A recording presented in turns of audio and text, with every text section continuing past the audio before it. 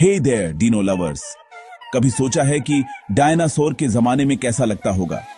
सोचो, आप एक घने जंगल से गुजर रहे हो, हवा में फर्न की खुशबू है और जमीन आपके पैरों के नीचे थरथरा रही है। मेसोजोइक एरा में आपका स्वागत है, एक ऐसा समय जब डायनासोर धरती पर राज करते थे।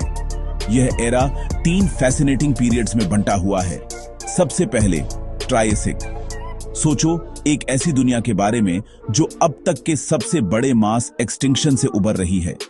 जमीन बंजर है, लेकिन जिंदगी अपना रास्ता ढूंढ लेती है।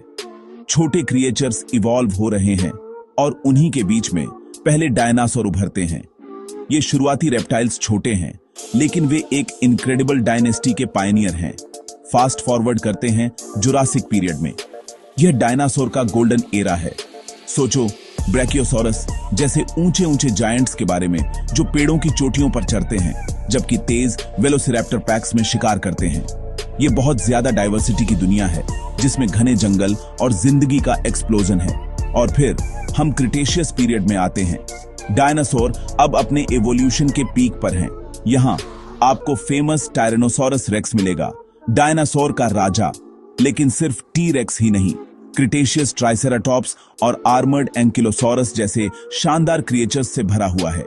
यह एरा सर्वाइवल, एडेप्टेशन और डोमिनेंस की एक इनक्रेडिबल स्टोरी है।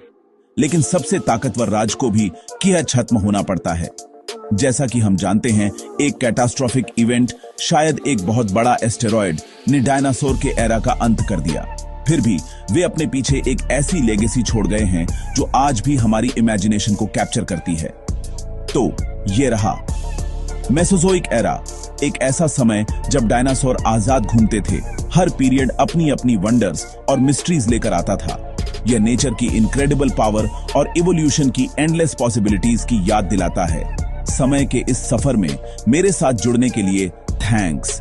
अगर आप भी डायनासोर से उतने ही फैसिनेटेड हैं जितना मैं हूं, तो उस लाइक बटन को हिट करें